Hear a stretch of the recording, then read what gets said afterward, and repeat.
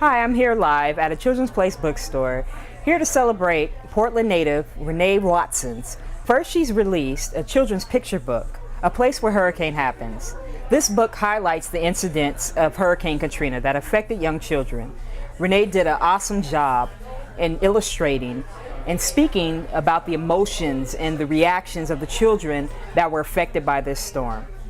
She also will be releasing a second book in July. Forthcoming is What Mama Left Me, a book for young adults and teenagers. We are so excited to see what this Portland native will have in store for her in the next few years.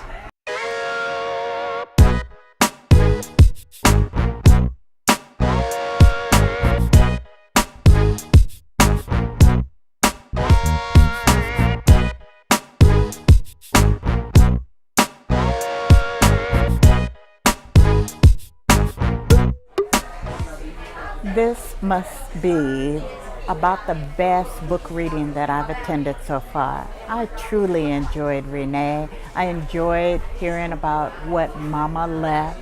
I enjoyed her new book, A Place Where Hurricanes Happen. I feel like I kind of know some of those kids, even if I don't know them. There are kids that I really enjoyed hearing their story about the hurricane and how it affected their lives.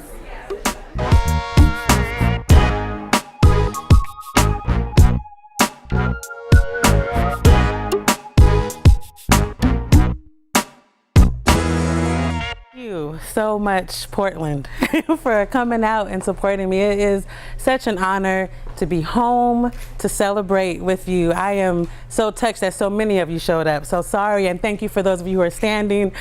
We didn't know that there would be such a crowd, so thank you very much. We are celebrating the publication of 2 books actually that are out this summer, and I'm going to just share some poetry with you, read from both books, and mingle and talk and just celebrate. I'm made up of East Coast hip hop and island tradition. I'm from Baptist hymns and secular jigs, tambourine playing, late night staying at the church house or my friend's house or their friend's house on the weekends. Now where I'm from, there are corduroy hand-me-downs and family keepsakes, family pictures on the wall, open Bible on the coffee table. I'm from that side of town, where the media only comes for blood shed, blood wasted, never for blood restored, celebrated, or regenerated. I'm from hopscotch and double dutch, from hide and go seek and Pac-Man. I'm from curry goat, rice and peas and beef patties, from turquoise blue water, white sand, and dreadlocks reggae. It's in my blood.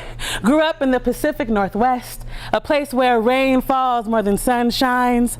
I'm from Douglas firs and pine trees, where we walk under waterfalls, drive up windy roads, and escape to Mount Hood, and escape to beaches on the Oregon coast. Where I'm from, music takes away the blues. I'm from Bob Marley, Mahalia Jackson, Aretha Franklin, James Brown. I'm from Jackson 5 records and New Edition tapes. I'm from rewinding tapes over and over and over so you can write down the lyrics and memorize them. Where I'm from, the whole neighborhood is your family. Ladies sit on their porches, shooing away boys like flies, calling your mama to tell her what you did before you can get home and lie about it. Where I'm from, people ask my friend, "Is that your hair?" And she say, "Yeah, it's mine. I bought it." I'm from divorce being passed down to children like a family heirloom. I'm from single mamas pushing strollers, praying that their babies don't make the same mistakes as them. I'm from a little goes a long way. I'm from sun's gonna shine after the rain. I'm from persevering souls and hardworking hands, from a people destined to make it to their promise. And I'm from been there, done that, can and will do it again. Now you tell me, where are you from? Thank you. Mama would sing to me lullabies, gospel, but mostly the blues. She would hum her sweet melody while cooking dinner or sweeping the floor. Mama would sing to me when I was sick or couldn't sleep. Her arms were my rocking chair, her love, my strength. Mama's song told a story of perseverance and determination. It was a song of healing and restoration. It was a slave song. Sung while picking cotton in Mississippi fields. It was a jazz song.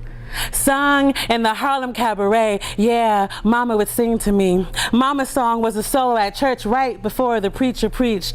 Mama would sing to me. Lullabies, gospel, but mostly the blues. Her song was the I got the blues cause my baby left me song. Her song was the I got the blues cause things ain't what they used to be song. Her song was the I got the blues cause I've been wearing the same dress for years so my baby can eat song. Mama's song was child, I don't want you to grow up and have the blues like me, so make something of your life, yeah. Mama would sing to me.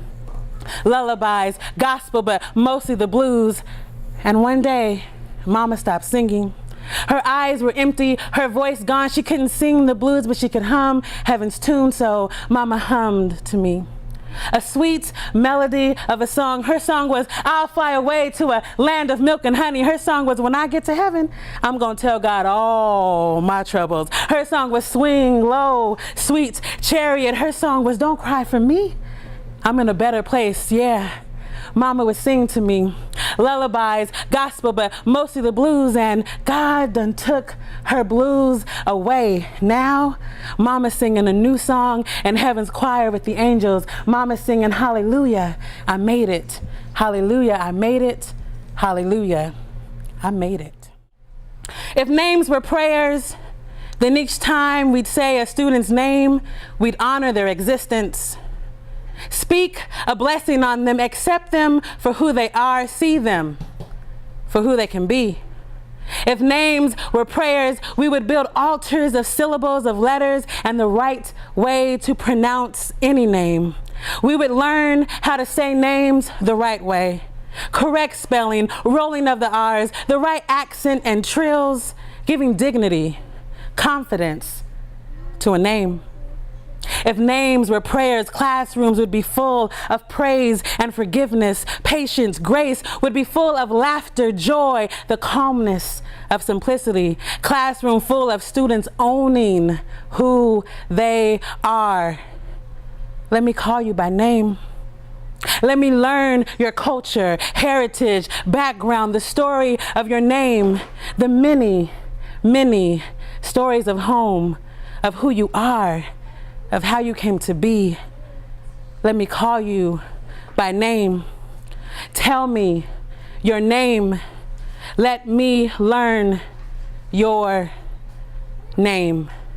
Call me Miss Renee, Miss Watson. Receive from me light and rebirth. Thank you. Ooh. Look at that girl. You see the way she walked? Look like she got somewhere to be. Or maybe she's trying to leave. Yeah, she's walking fast like she gotta get away and never come back. That girl looks like she's walking from a home that don't know she gone or that just don't care. You see that girl's eyes? Her eyes look empty. Look like they were once full of tears, but she done let the tears go. Look like she can't cry no more, not even if she wanted to. Look like she can't laugh no more, but sounds like she tries to. I hear her giggling with those boys on the corner, flirting, all the while her soul is crying. That girl. That girl used to have innocent moments playing Simon Says on school playgrounds. That girl would sit on the porch swing at Big Mama's house eating watermelon from a tin pan. So naive that she would save the seeds so she could plant them later. That girl done changed. She done got older and started realizing that people break promises and forget to say sorry. That girl done changed. She done got older and started realizing she's growing up to be just like her mother, even though she doesn't want to, can't help it. That girl, she wants to get out of this city, start over, have a new reputation, and erase past. That girl wants to move to a place where the watermelon she eats is seedless, so there will be no disappointment from fruitless harvest. Thank you. Renee was my student at Jefferson High School, where she was an outstanding poet and writer and teacher, even as a high school student. Renee's stories, we always used her stories and poems as models for other students, but also one of the things that we often did was take students out and have them teach in the community. And Renee was a standout then. Her books are wonderful and great models for students to look at for what it means to be resilient, to be able to take tragedy and turn it into triumph, from pain to power, as Daniel Beatty says. And I think she's a wonderful example of a young woman who grew up, knew what she wanted, and took the world by her hands. I mean, she talks about it in her poetry, but you see it come alive in her books and when she's in a classroom. He doesn't speak English. Brown boy, the color of tea after cream is added. They've put him in the wrong class. His teacher tells me, and she doesn't know why they won't fix their mistake. But I'm glad he's here. I want to teach him everything I know, but I'm only here once a week. Only here to teach creative writing and acting. I am a guest in this 7th grade classroom with rules posted on the wall. No fighting, no cursing, don't throw anything, no food in class.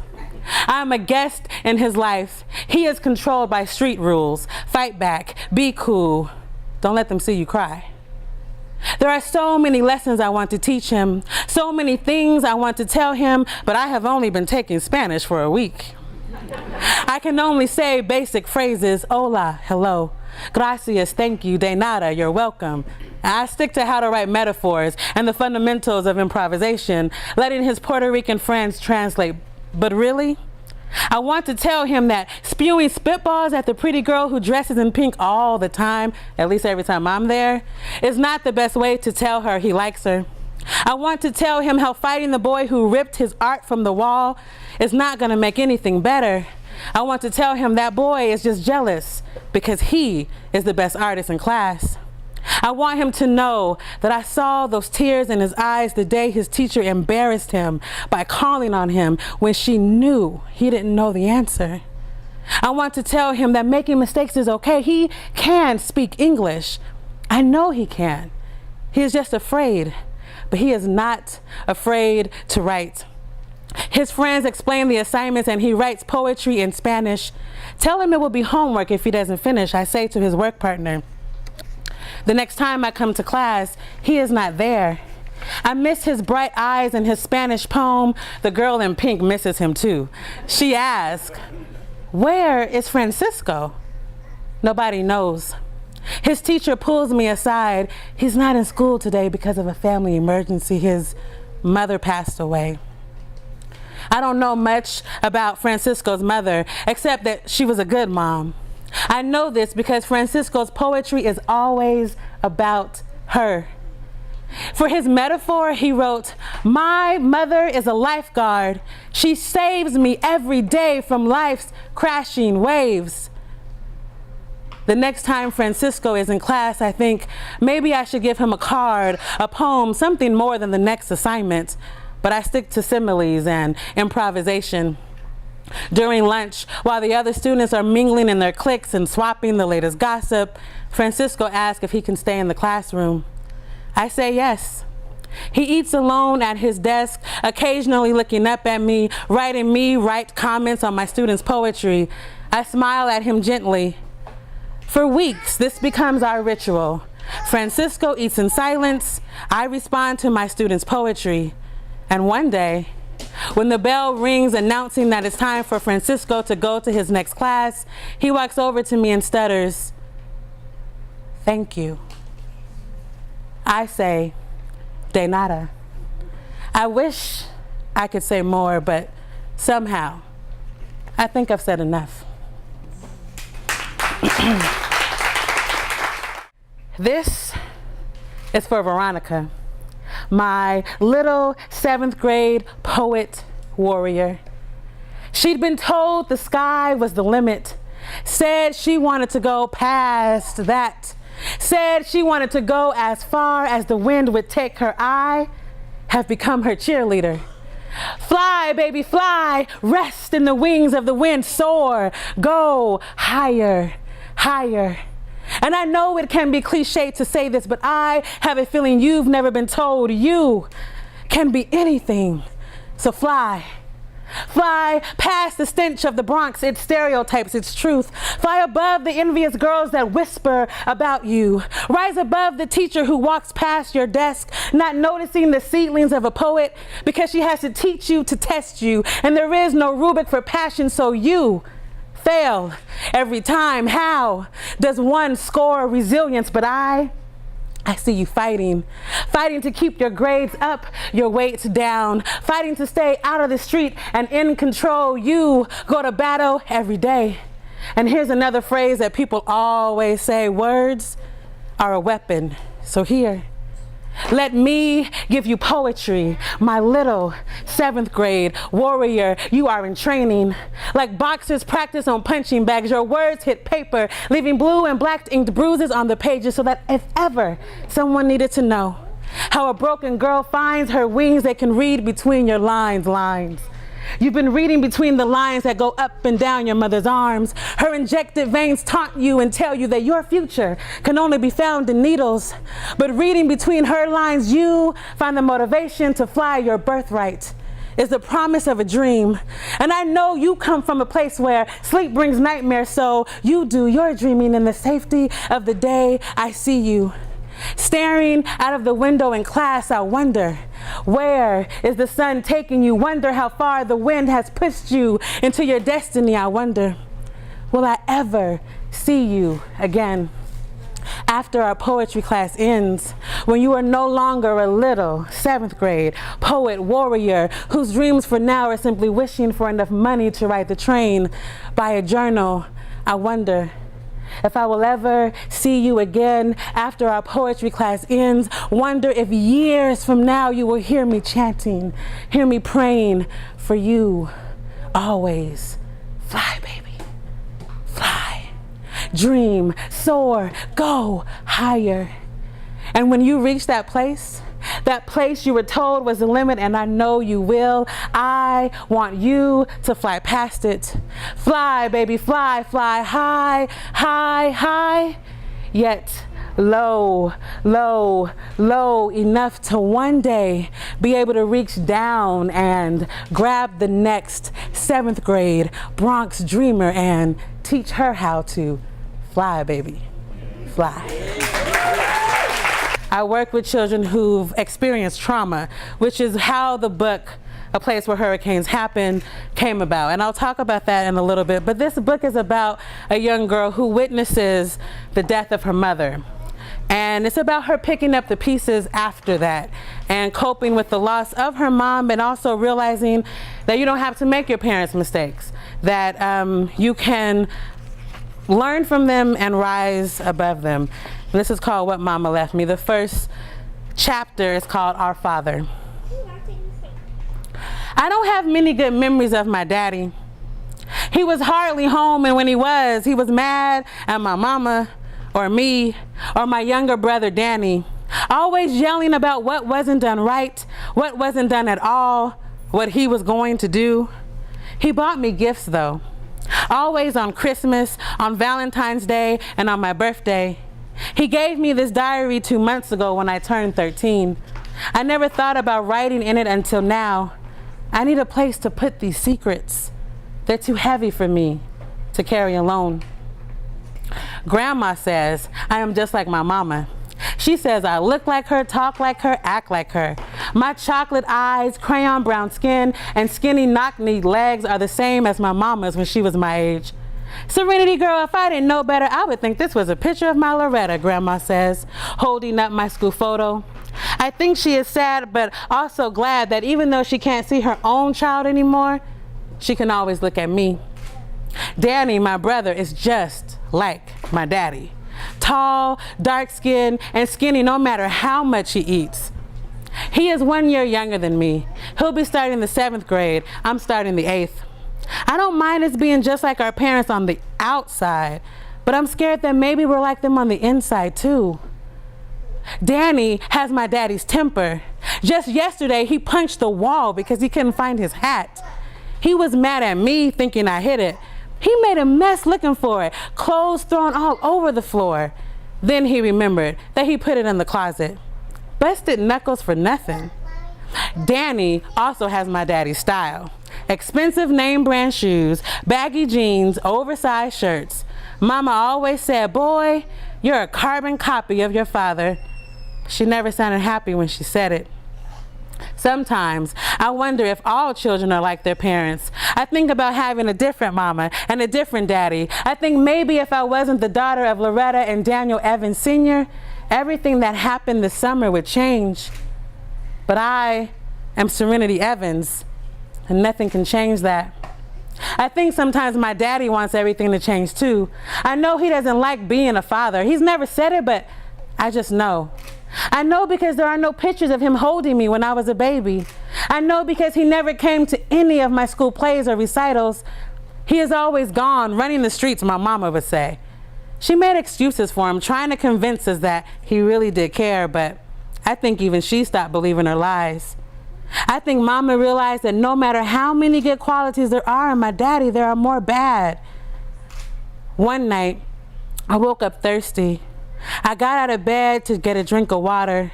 I stopped just before I got to the kitchen when I saw my daddy and Danny sitting at the kitchen table.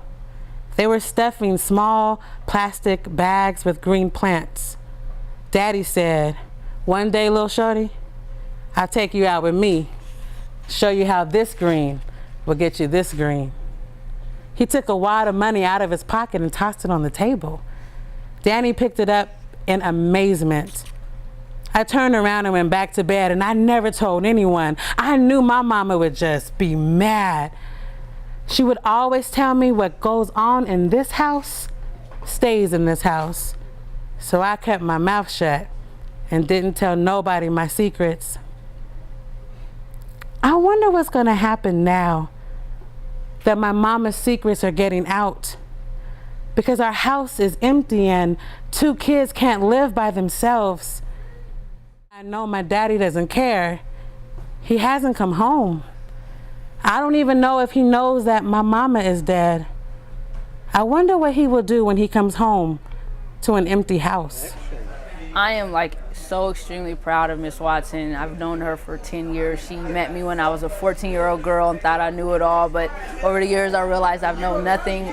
She continues to challenge me and inspire me to follow my own dreams. She's one of my biggest cheerleaders, and that's just rare to find, and I just admire her consistency. Consistency is not something you find in a lot of people, and her consistency, and she's always preaching the same thing: follow your dreams and never give up. So congratulations, Miss Watson, I love you. My goal with this book, my hope is that this is a tribute to New Orleans, to celebrate their resilience and to honor, from a kid's perspective, what goes on in this world. Because, it became very political, and rightfully so, but children are children, and children were missing their dolls and their posters on their wall and wondering why daddy had to move.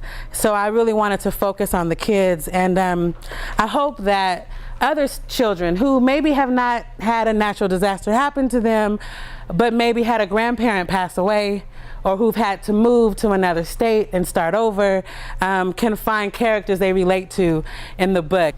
So this is a place where hurricanes happen, and the opening spread says, "We're from New Orleans, a place where hurricanes happen, but that's only the bad side." Adrian. Playing outside is my favorite thing to do. I played with my friends Keisha, Michael, and Tommy, who live down the block. Our favorite game is hide and go seek.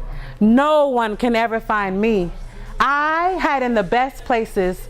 Keisha is easy to find. She hides behind the same tree every time, always giggling to herself because she thinks she tricked us. We played together all day, me, Keisha, Michael, and Tommy, until we are called to come inside, eat dinner, take a bath, and I can't wait till tomorrow when I can come outside and play again. This is Adrian. I'm gonna do y'all like I do when I'm in the schools.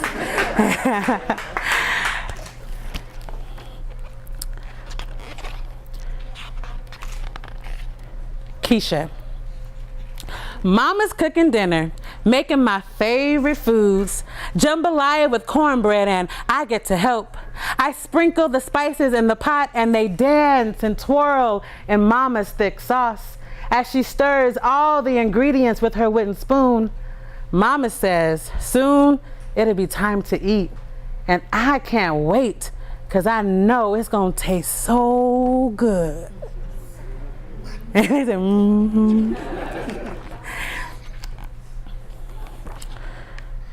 So I'll just talk a little bit about what happens in here. So there are 4 characters, and they're each telling their perspective of what's happening before, during, and after the storm. So this takes up right after everyone has left. All these kids, they play together every day. They're best friends. And then the storm comes, and Adrian's family leaves to go to Baton Rouge.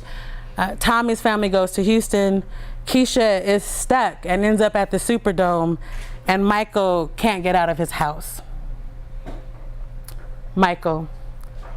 Cars are turned upside down and the street sign is floating in the water. Daddy tells us to get to the attic as fast as we can. I take Jasmine's hand and I hold it tight like big brothers do. She's too scared to look out the window, but I'm not. I look out the window and I see the whole block swimming in water. Furniture, clothes, and toys are swirling in the flood. Roofs are crumbling and windows are shattering. Big winds have come and trees are breaking, and all I can see is more water rising. So I look away and I squeeze Jasmine's hand real tight because now I'm scared too.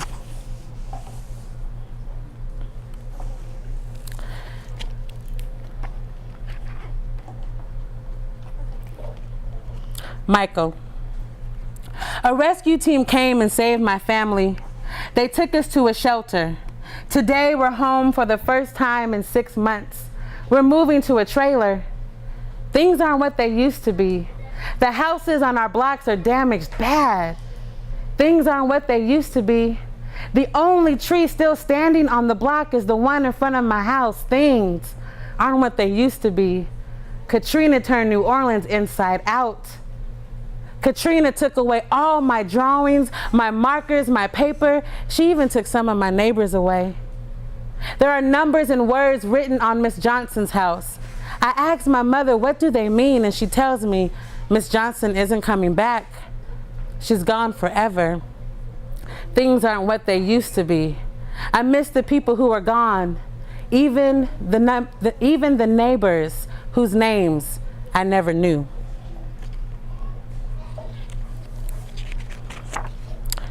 Keisha. Dear Adrian, we're staying in a trailer outside our broken house. Katrina took all my teddy bears away. I don't have any. I play outside with Michael, but it's not the same without you and Tommy. Adrian, don't forget about me here. Don't forget I'm still your best friend, the only one who can twirl the rope at the perfect speed so you don't trip. Don't forget how I keep the nightlight on for you when you spend the night at my house. Don't forget how good I can dance and how I show you how to move too. We can still be best friends, right? Even though we're not living on the same block. Adrian, don't forget about me here. Don't forget, I'm still your best friend. Love, Keisha. Adrian, dear Keisha, Granny told me the best news today. Our house is fixed and we're coming back home. Keisha, I didn't forget about you. I remember how Tommy likes baseball and how Michael loves to draw, and I didn't forget about how much you like teddy bears. I'll be home soon. Love, Adrian. Tommy. We're going back to New Orleans. Got family and friends to see. We're going to the French Quarter, eat a snowball and some beignets. We're gonna listen to some street bands playing on the corner. We're going back home. No traffic jam today. We'll be home in no time. Thank you.